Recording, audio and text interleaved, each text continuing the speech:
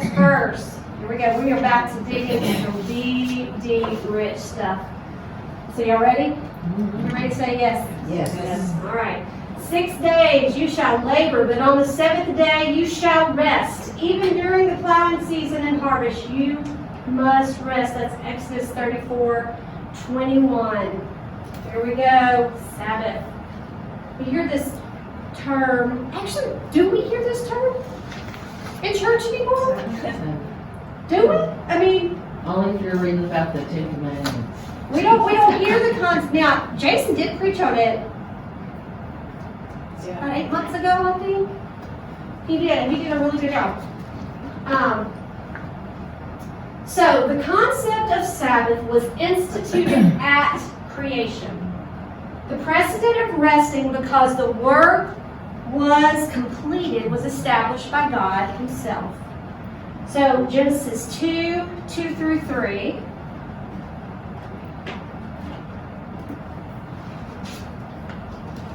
So it says, Genesis 2:2-3, and on the seventh day, God ended his work which he had done, and he rested on the seventh day from all his work which he had done. Then God blessed the seventh day and sanctified it. He made it holy. He sanctified it, because in it he rested from all his work which God had created and made. So God blessed that seventh day and set it apart. So when God blesses something, that's a big deal. So we need to pay attention. It shouldn't be taken lightly. If he's blessed something, we need to stop and take a look at that. So Sabbath is a day that is meant to be unique and distinct because it is set apart by God. We are commanded to work all the rest of the days, but on the seventh day, it should look completely different. All right? So we got 6 days. So they're at the base of Mount Sinai. He's told them, okay, so 6 days you're going to work, 7th day you're going to rest. And they go, what? What? Huh? Okay. And he's pointing back to this, to Genesis, where he rested because his work was done. There was nothing left to be done. He had done it all, and so he rested because it was completed. So, the Hebrew word used here for rest is the word Sabbath or Shabbat. Shabbat. And it's made up of those 3 funny looking Hebrew letters. Here they are. The Shin, the Bet, and the Tav. Now, I love the fact it's almost like they looked at the word and they said, okay, this is how we're going to celebrate, because it's almost step by step. Because the Shin, you can look at it, it kind of looks like a flame, doesn't it? Kind of looks like a wavy flame. So all of these things are incorporated, all these letters are incorporated into the Shabbat service.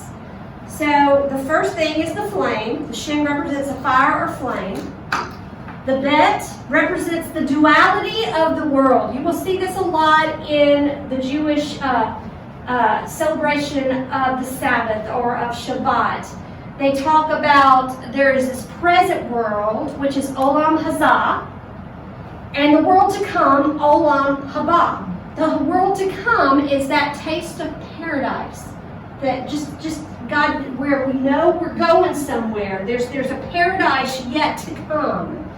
And so Sabbath stands there in that point to give them a taste of the world yet to come. So it's celebrating, it kind of stands in that gap between what is and what will be, so they can get a taste of what the world to come will be like. And then the Tav represents life and truth. In the Hebrew world, it encompasses all these things represented in the letters. The word Shabbat doesn't just mean to rest. It means to cease work. So this is not just going to take a nap. This is ceasing your work, to cease the striving and the straining. Shabbat is a day of physical rest, but it's also emotional and spiritual rejuvenation. It should be compelling us to live forward. So Shabbat is also a taste of the world to come. It's looking toward a future where all of our work will cease and we will rest in the presence of the Lord for eternity. And Shabbat was designed to rejuvenate us and fan the flame of His Spirit within us. What's our book about? What's our Bible study? So how important do you think Shabbat is to that glow? It's critical. It's critical. Shabbat is also a time for us to acknowledge the truth of God as we cease our work to see His work. Because if we're too busy working, we can't see His work. So it's a time to cease our work so we can see His work.